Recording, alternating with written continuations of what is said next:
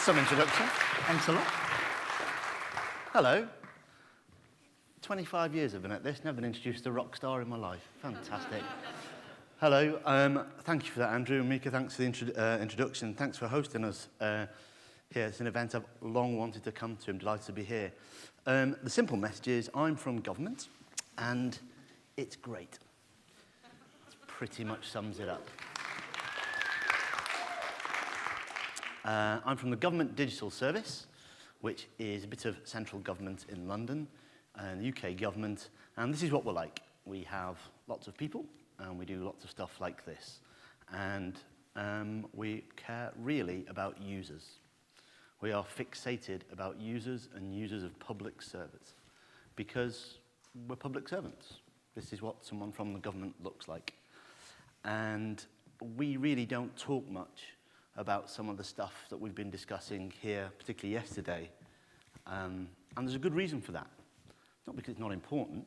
I'm here, it's very important, we've come all this way.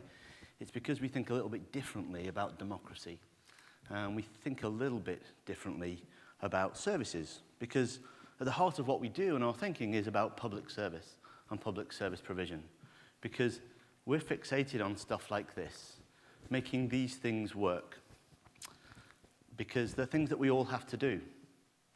And we believe that every time you use one of these services, it strengthens or weakens the ties that we have as an individual or as a business with government.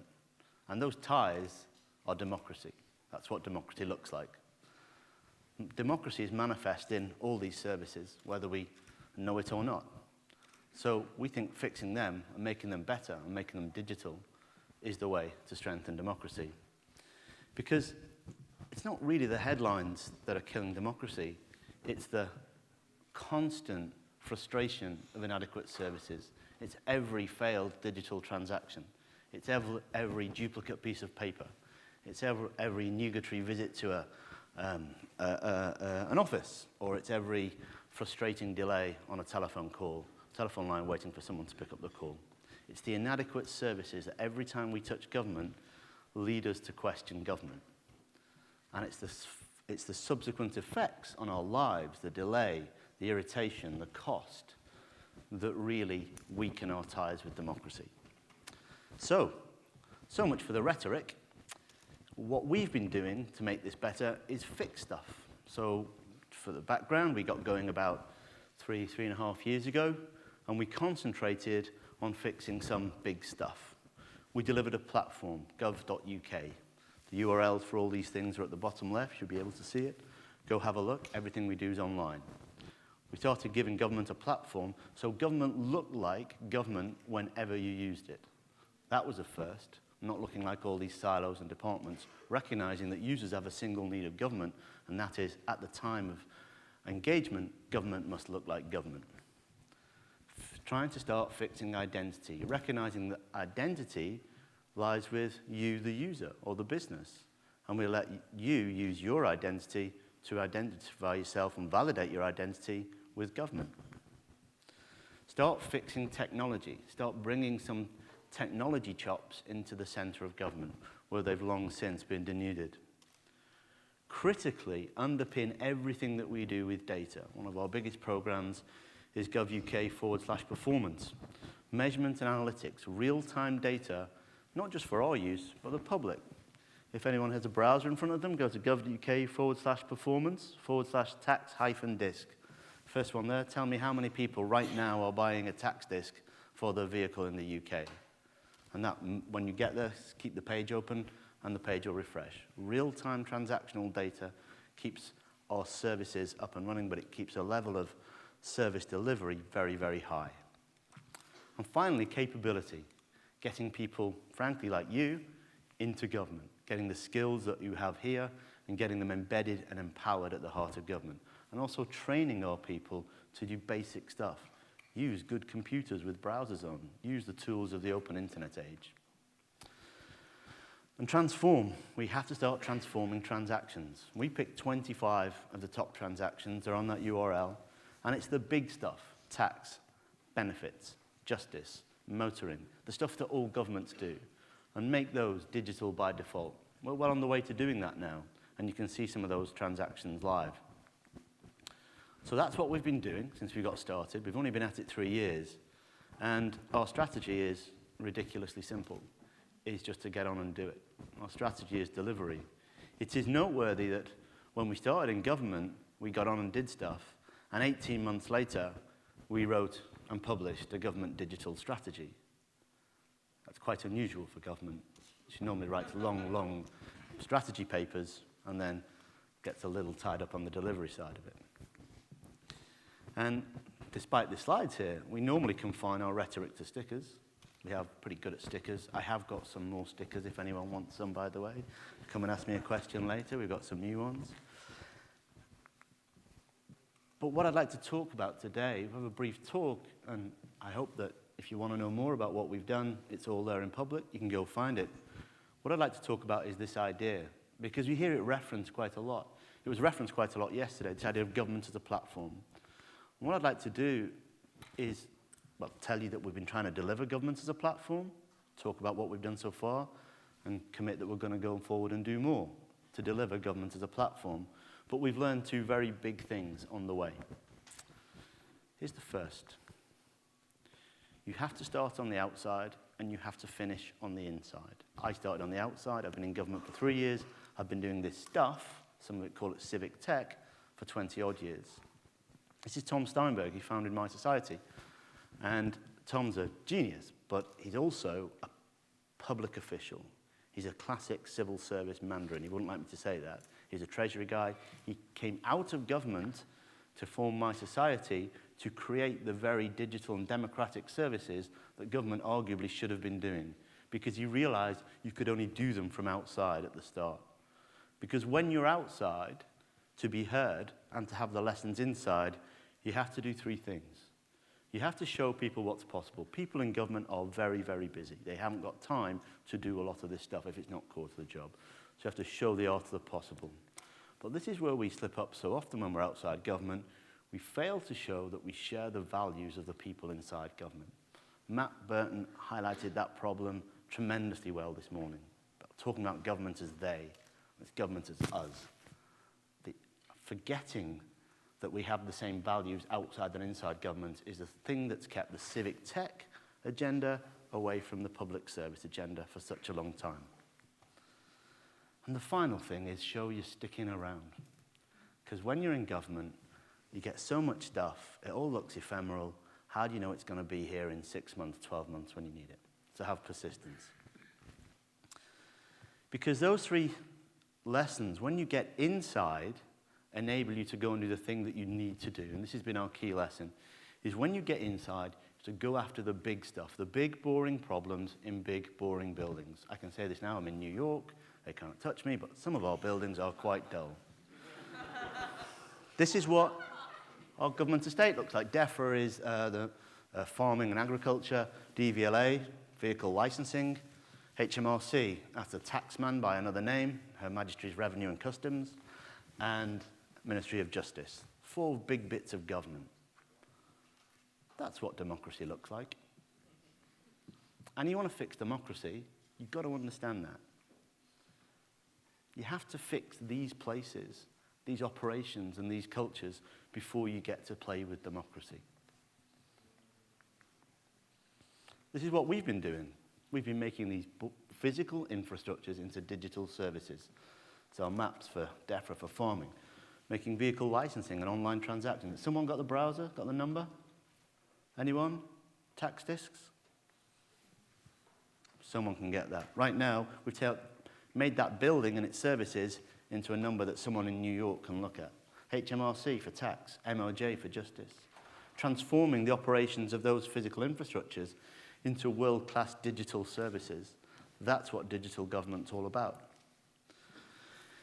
So if you want engagement, because that's what really heard yesterday, why doesn't government engage with me? Why doesn't it understand what I'm trying to do on the outside? It's because you have to build things worth engaging with. Not ephemeral things that look nice, but things that people in those buildings really value. And you have to build them with a set of culture and a set of values that they can share. Here's one of them. This is lasting powers of attorney, a very difficult service, something only government can do. someone dies intestate or leaves a property, or you have an elderly relative with Alzheimer's, say, you might apply for lasting powers of attorney. It's difficult, it's paper-based, it's legal, there's lawyers involved. It's always difficult with lawyers involved. And you're dealing with the state. We've made that a digital service, taking most of the paper away. This is what happened. We made it. Our colleagues in ministry just said, you've got to come back. You've got to build us another button. I was like, what's we've done this? What's the problem? I said, yeah, people are calling us to say how much they like it. This has never happened before. We do not possess a positive feedback button. That positive feedback button is democracy. That is the link that connects the users of public services with those who deliver it. Every government service should have a positive feedback button. Because when you're on the outside and you have great promise, and then when you get on the inside and you don't deliver it, that damages people's trust in government. I would contend far more than any headline-grabbing stuff that may come and go, however serious, because this happens daily and it affects millions of people's lives. So there's lesson number one. If and when you go into government and you follow what Matt Burton says and you take a go and you give it a go, go deep. Go hard, go deep, but get right into the cultures of those places and show them that you share the values and start transforming the really tough, gnarly stuff. Don't do the ephemeral stuff. We're not interested in apps about bus stops. Here's the news. That's not going to transform democracy. Lesson number two. Okay, our lesson, not a lesson to you, our lesson. Government as a platform comes in many flavors. Now, for those of the sort of tech determinist side, I'm going to sort of try and give this a sugar-coated pill, but there's a very clear message here. Technology as a platform has got to be inspired by the very ethos of the public service in which it sits.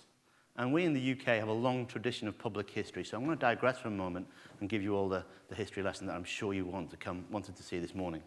This is, as you will know, James Brindley. And James Brindley created, anyone? Canals. All right? He was a canal engineer. He was a civic engineer. He was interested in civic tech. This is the northwest of England. This is what we now call Merseyside on the left, or to those of you who live there, it's the centre of the universe. And what Brindley did, he linked up the canals in the northwest of England. They already existed. He created some new ones, linked them up, and that underpinned the Industrial Revolution. It was a massive accelerant for industrial and economic growth. And he networked what was already there. He got inside, and you could say he joined up small pieces, loosely connected them. But what Brindley realized, I think, well ahead of his time, and we saw this yesterday, was he didn't do it from central government or local government. What we realized that government has to act as a network to do that. He created a physical network, physical infrastructure as a network. This guy, what a mustache.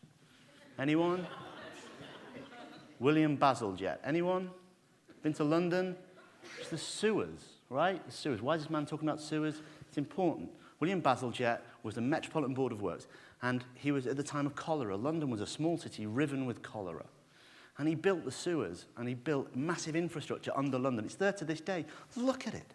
It's enormous. London was a small city in 1860, and he built this massive civic infrastructure. He linked up some stuff that was already there, loosely connected, and he created what you might call a series of tubes. Big tubes. He built huge capacity, and to this day, London's growth as one of the biggest and brightest cities in the world is largely down to his vision. But what Bazalgette also recognized was that as well as public utility and civic infrastructure, it has to be beautiful. It's not good enough just to be useful. It's got to be beautiful. This is called Crossness. It was one of the pumping houses. All it was two pumps, and he built this magnificent folly. And people used to go down there and go, let's go and look at the sewers. Let's go and have a day trip. And they went, the Prince Regent went, and look at the sewers. Aren't the sewers beautiful? You don't go and look at a sewer, it's horrible. So people used to go and enjoy the sewers. And he made civic infrastructure something that people valued, and he did that by adding beauty. And there's a lesson for us here. So when we made GovUK, it won Design of the Year award. A global award. We can't apply. We beat the Olympics into second place. That's always good. But it's important because we put beauty at the heart of what we do. So we've got a long history of hardware as a public service in the United Kingdom. And what we're doing is adding to that. We create software as a public service.